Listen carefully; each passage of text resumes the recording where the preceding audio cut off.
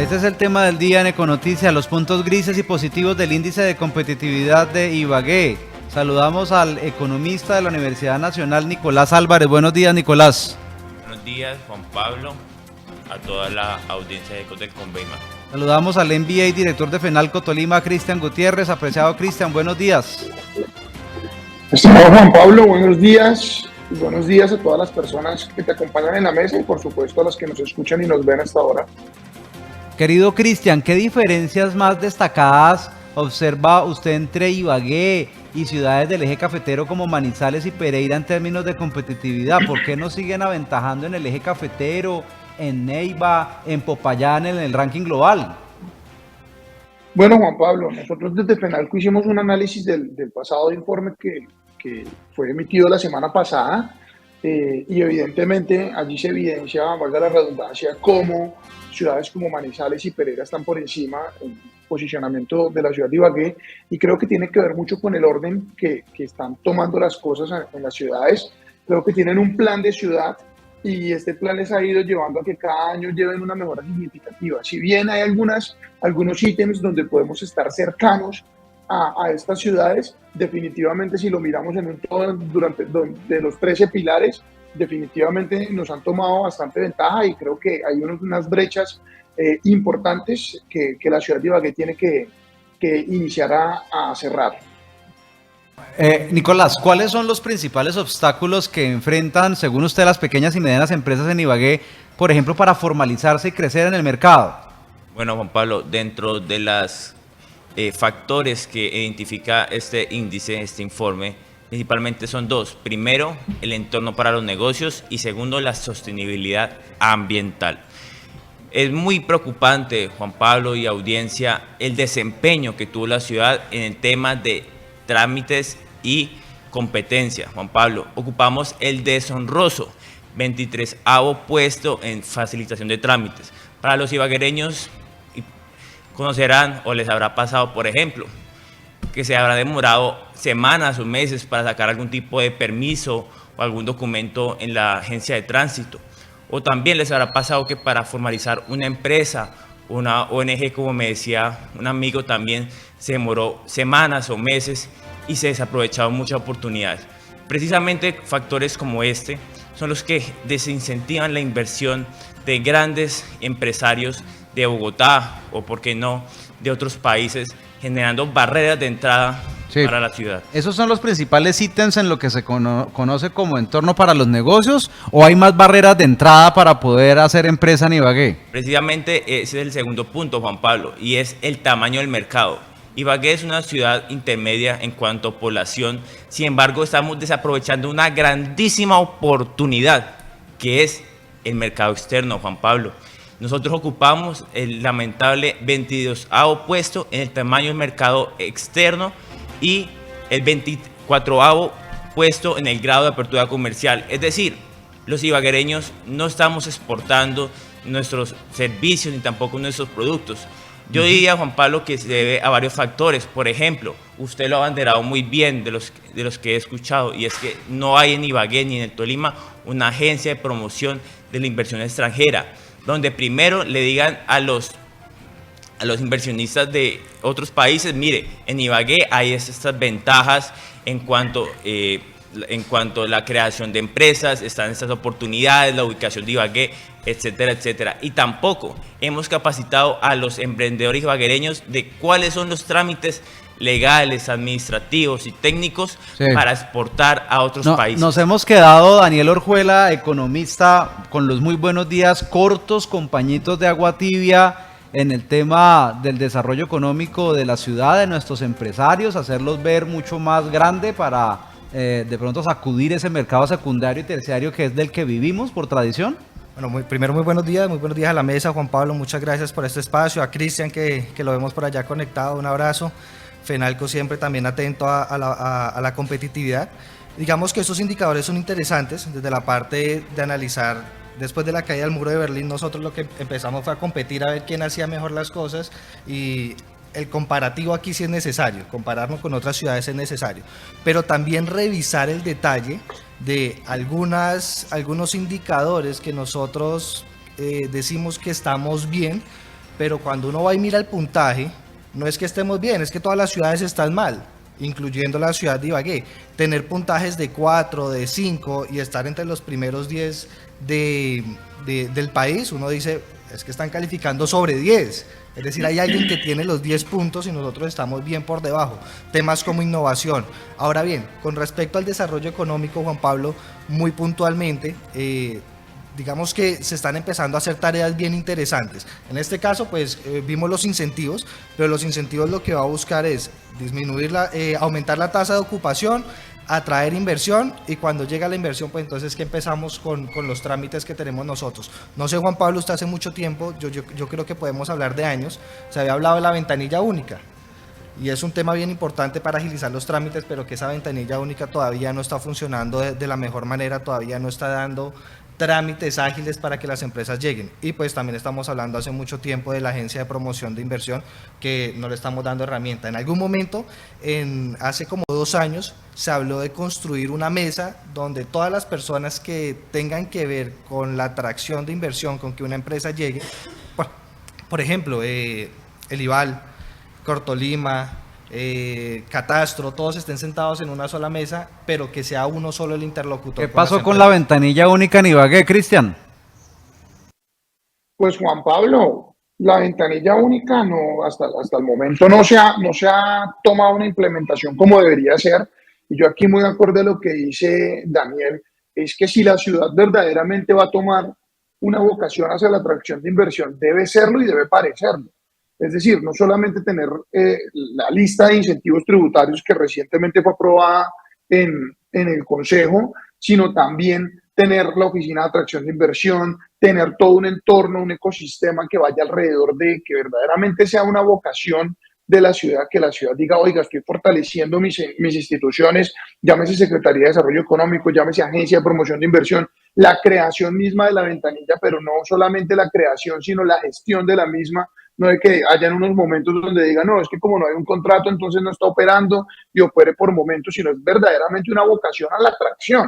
Y esto evidentemente también debe ir allí alrededor de toda la oferta que se pueda fortalecer de la misma forma, como lo hace ciudades como Pereira. Pereira dijo, me la voy a jugar a hacer atracción de empresas de tecnología, y entonces empezaron con un tema de descuentos tributarios, pero también formación, capacitación, acompañamiento, incentivos y capital semilla para las empresas de tecnología. Si la ciudad de Ibagué verdaderamente le quiere apostar a la atracción, debe de serlo, debe parecerlo, y por supuesto, pues, principio tienen las cosas. Un buen inicio es esta nueva estatuto o este nuevo acuerdo municipal de descuentos, pero no solamente esto por lo que nos van a venir a la ciudad de Ibagué y vamos a traer.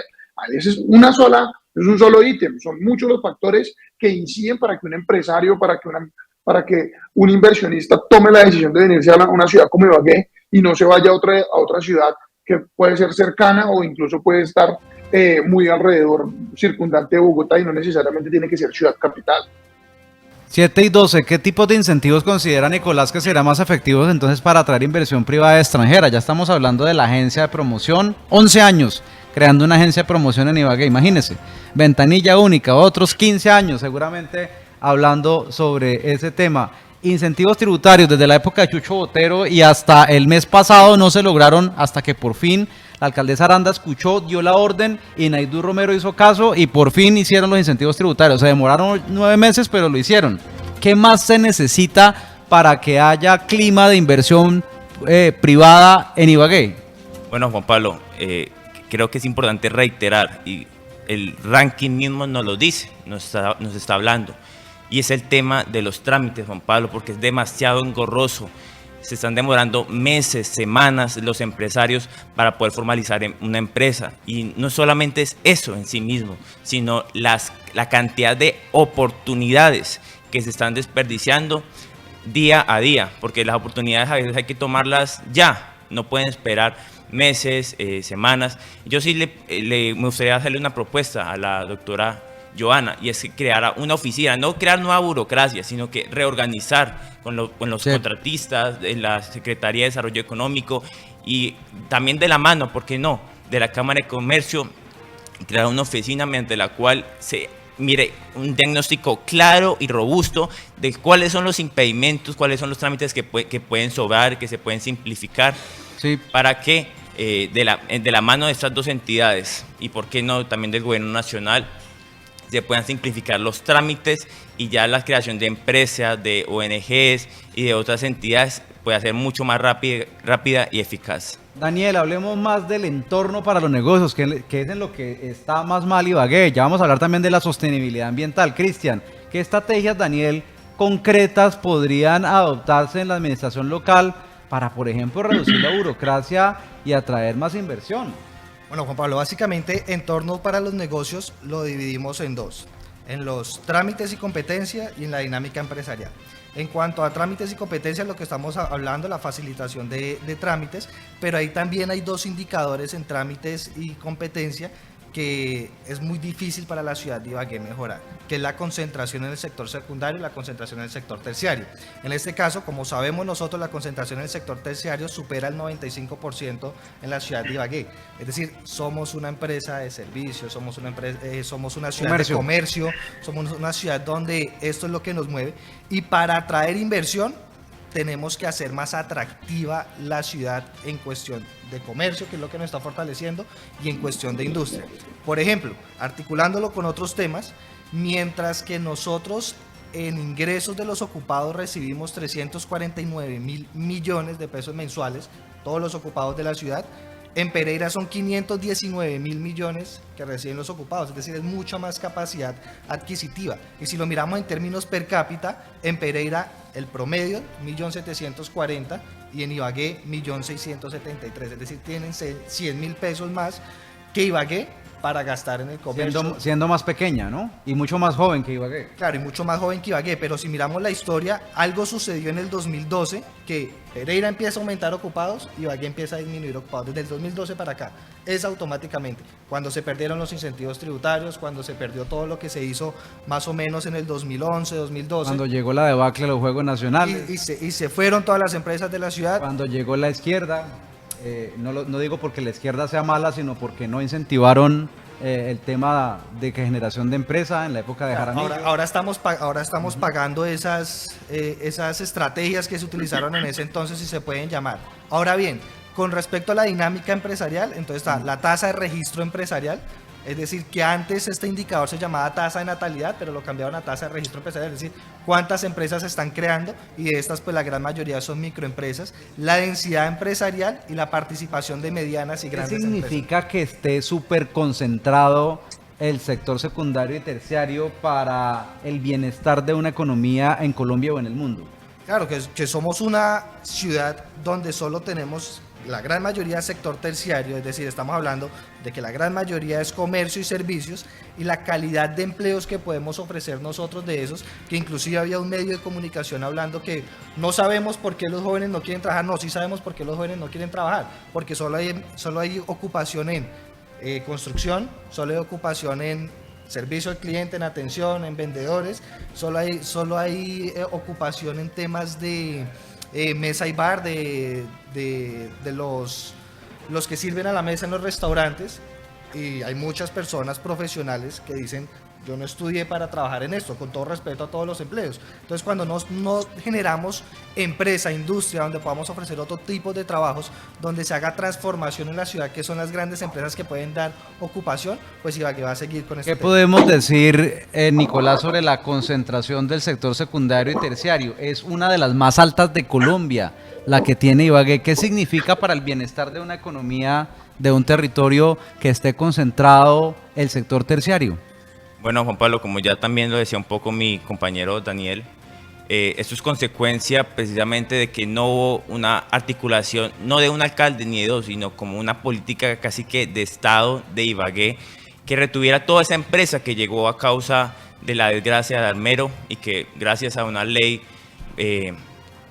generó que muchas empresas a nivel nacional, inclusive también con inversión extranjera, llegara a Ibagué. Perfecto, hablemos ahora sobre la sostenibilidad ambiental. ¿Cuáles son, Cristian, según usted, las principales barreras que enfrenta la ciudad en este aspecto, y qué acciones específicas sugiere FENALCO para mejorar este indicador? ¿Qué es lo que pasa con la sostenibilidad, los negocios verdes, la economía circular en Ibagué? Ahí vimos el mal ejemplo del relleno sanitario de la miel.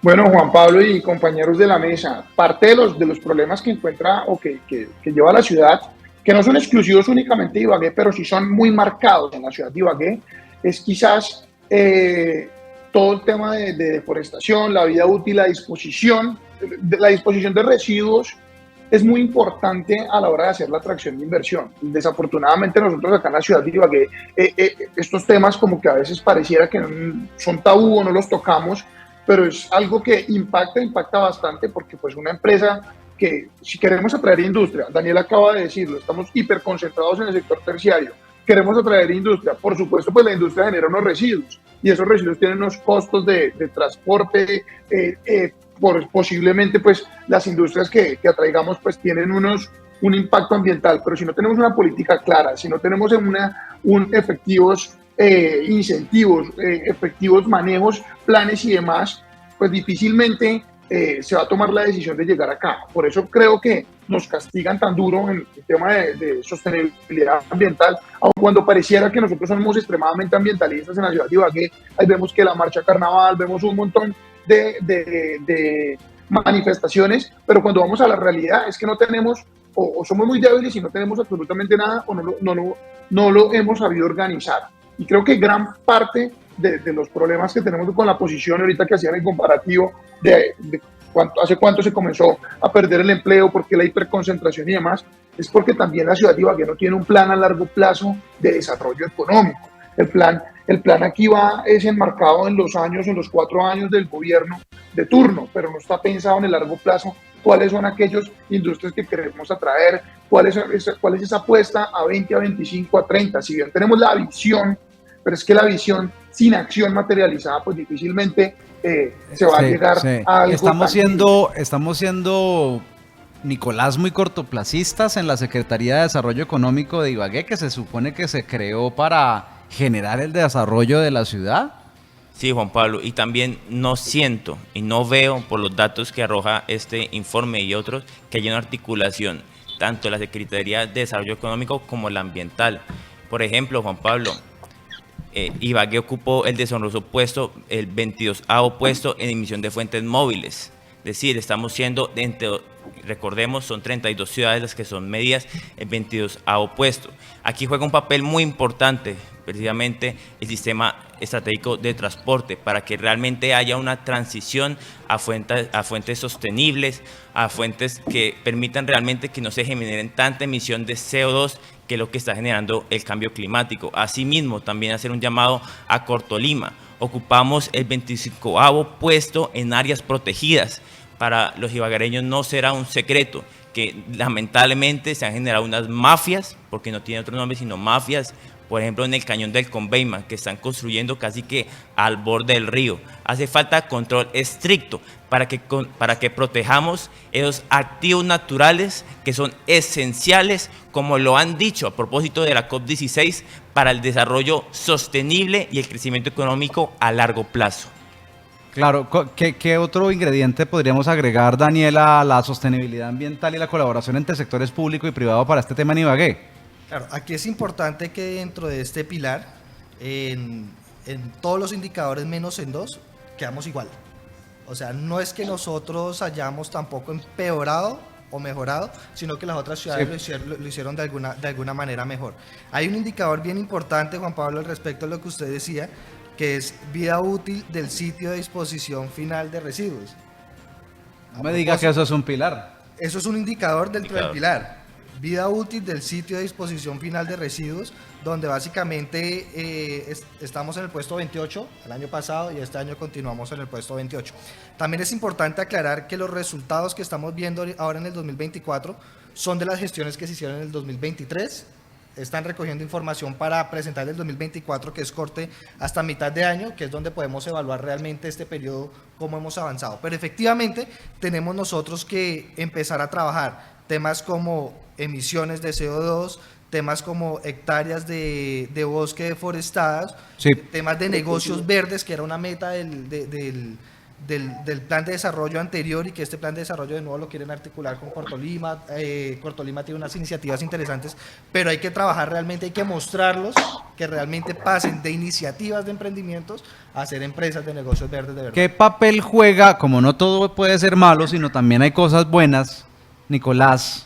¿Qué papel juega la educación en la competitividad de Ibagué y cómo se pueden fortalecer vínculos entre la educación y el sector empresarial? ¿Y qué encontró usted en su investigación de los pilares de competitividad en cuanto a cobertura educativa? Bueno, precisamente Juan Pablo y yo, la verdad, quiero felicitar pues a la doctora Joana, al doctor Hurtado, en general los últimos alcaldes, porque no se le puede atribuir estos resultados o tanto resultados positivos como negativos a un alcalde o a dos. Eso es una evolución en el tiempo. Se encuentra que Ibagué ocupa el 5º puesto a nivel nacional en educación básica y media, Juan Pablo. Esto es algo muy positivo y hace parte del factor de capital humano, que es esencial porque finalmente los que producimos valor somos los seres humanos. Por lo tanto, que hayamos alcanzado coberturas, por ejemplo, cobertura neta en preescolar, 4º puesto, Juan Pablo, y audiencia, atención a este dato, 1er puesto en cobertura neta en educación primaria. Superamos a todas las ciudades de este país, lo cual realmente a mí, tengo que decir, me sorprendió muy gratamente. Y también ocupamos el 2º puesto en cobertura de educación secundaria.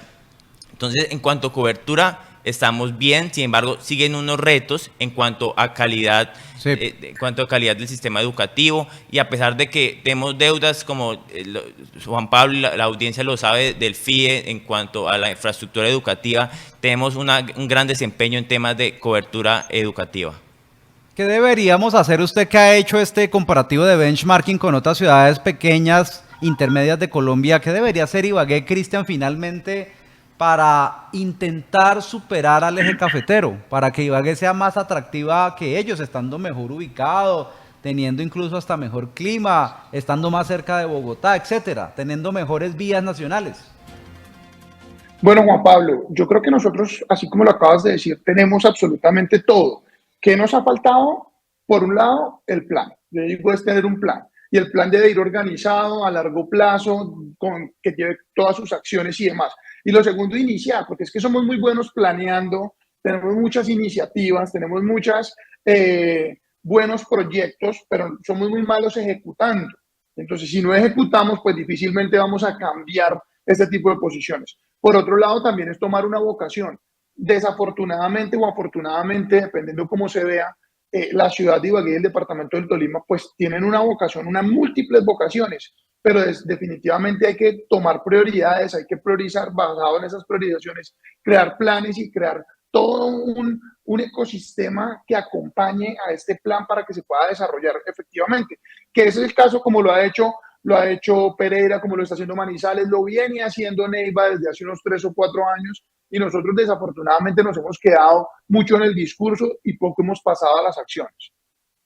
Cristian Gutiérrez, director de FENALCO Tolima, gracias por estar en Econoticias, muy amable. Juan Pablo, a ti muchas gracias y por supuesto a los dos compañeros allá, Daniela y Nicolás, un feliz resto de día. Era el MBA Cristian Gutiérrez, director de FENALCO Tolima en Econoticias. Y gracias a los economistas Daniel Orjuela y Nicolás Álvarez, panelistas el día de hoy. Daniel, gracias. Un abrazo. Juan Pablo, a ustedes, muchas gracias por estos espacios. Nicolás Álvarez, gracias por estar con nosotros y siga investigando los temas económicos y sociales de la ciudad y el Tolima. Juan Pablo, muchas gracias por la oportunidad y aquí seguiremos investigando y aportando a la economía y a Ibagué. Atención que ya viene el ping-pong político de Econoticias y vamos a hablar si el deprimido de la 60 podría ser la carta oculta de la alcaldesa Aranda para mejorar la movilidad en el sector de Multicentro en Ibagué. Ya regresamos. Él es Pedro Pérez, o como le dicen en el trabajo, ¡Hola, Pepe! Llegó Pepe Niño. o simplemente El Pepe. Pero desde que se convirtió